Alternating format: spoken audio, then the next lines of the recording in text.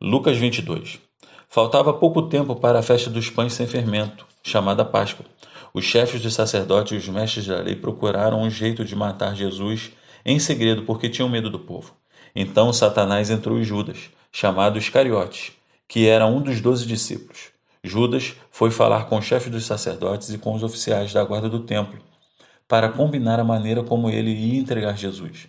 Eles ficaram muito contentes e prometeram dinheiro a ele. Judas aceitou e começou a procurar uma oportunidade para entregar Jesus a eles sem que o povo ficasse sabendo. Chegou o dia da festa dos pães sem fermento, dia em que os judeus matavam carneirinhos para comemorar a Páscoa. Então Jesus deu a Pedro e a João a seguinte ordem: Vão e preparem o jantar de Páscoa. Eles perguntaram: Onde o Senhor quer que nós preparemos o jantar? Jesus respondeu: Escutem.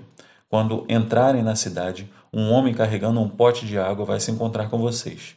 Sigam esse homem até a casa que ele entrar e digam ao dono dela: O mestre mandou perguntar a vocês onde fica a sala que ele e os seus discípulos vão comer o jantar da Páscoa. Então ele mostrará a vocês uma grande sala mobiliada no andar de cima. Preparem ali o jantar.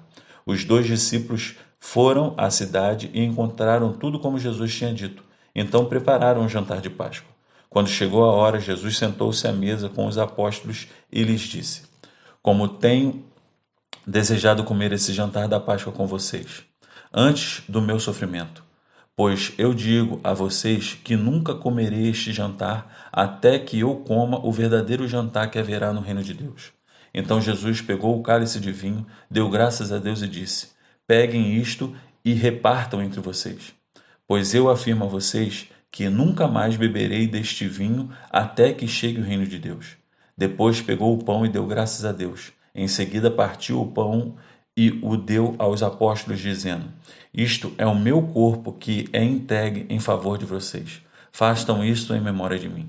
Depois do jantar, do mesmo modo deu a eles o cálice de vinho, dizendo: Este cálice é a nova aliança feita por Deus com o seu povo, aliança que é garantida pelo meu sangue, derramada em favor de vocês. Mas vejam, o traidor está aqui sentado comigo à mesa, pois o Filho do Homem vai morrer de maneira como Deus já resolveu, mas ai daquele que está traindo o Filho do Homem. Então os apóstolos começaram a perguntar uns aos outros quem seria o traidor. Os apóstolos tiveram uma forte discussão sobre qual deles deveria ser considerado mais importante. Então Jesus disse: Os reis deste mundo têm poder sobre o povo e os governadores são chamados de amigos do povo. Mas entre vocês não pode ser assim. Pelo contrário, o mais importante deve ser como o menos importante, e o que manda deve ser como o que é mandado. Quem é o mais importante? É o que está sentado à mesa para comer ou o que está servindo? Claro que é o que está sentado à mesa, mas entre vocês eu sou aquele que serve.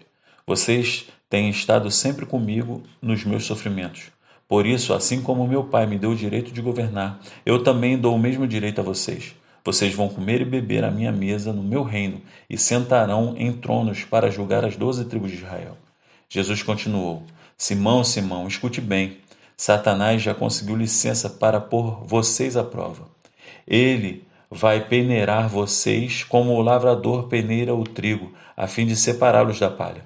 Mas eu tenho orado por você, Simão, para que não lhe falte fé.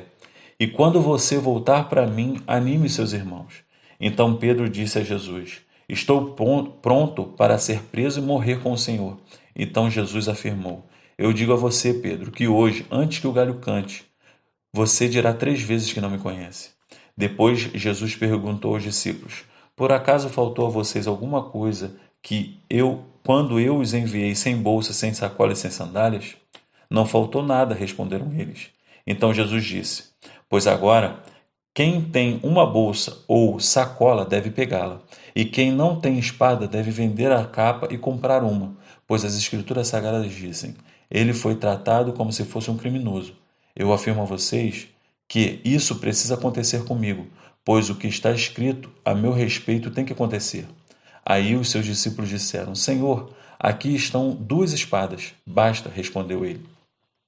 Jesus saiu e foi, como de costume, ao Monte das Oliveiras, e os seus discípulos foram com ele. Quando chegou ao lugar escolhido, Jesus disse: Orem pedindo que vocês não sejam tentados.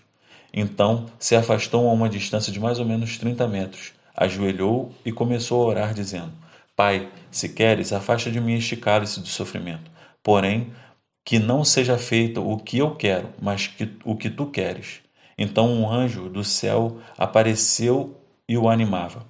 Cheio de uma grande aflição, Jesus orava com mais força ainda, e o seu suor era como gotas de sangue caindo no chão.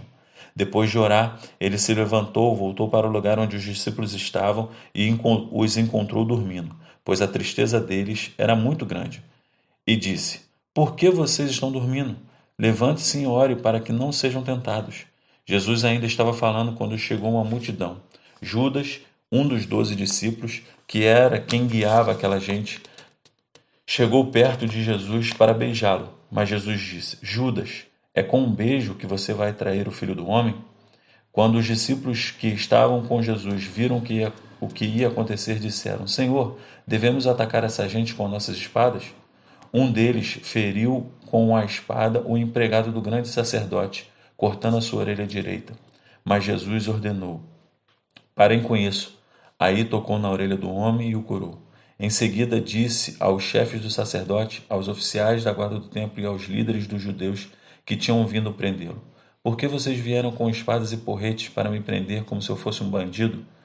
Eu estava com vocês todos os dias no pátio do templo e vocês não tentaram me prender, mas esta é a hora de vocês também, a hora do poder da escuridão.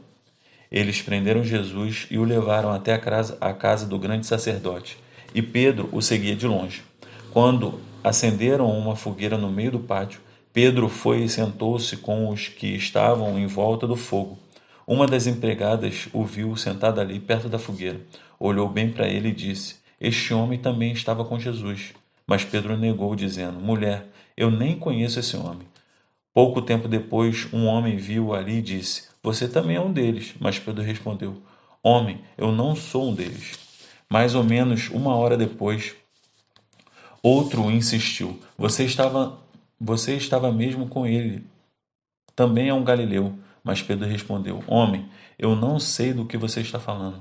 Naquele instante, enquanto falava, o galo cantou. Então o Senhor virou-se e olhou firme para Pedro, e ele lembrou das palavras que o Senhor tinha dito: Hoje, antes que o galo cante, você dirá 3 vezes que não me conhece. Então Pedro saiu dali e chorou amargamente.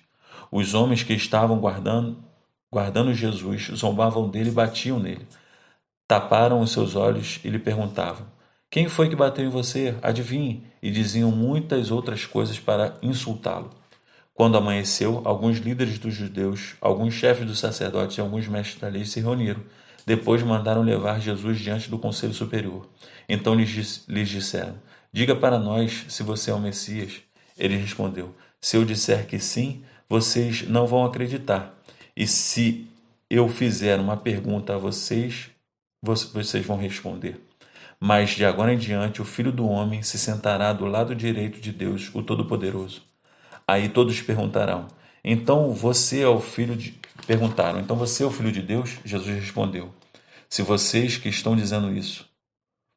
E eles disseram: Não precisamos mais de testemunha. Nós mesmos ouvimos o que ele disse. Graça e paz.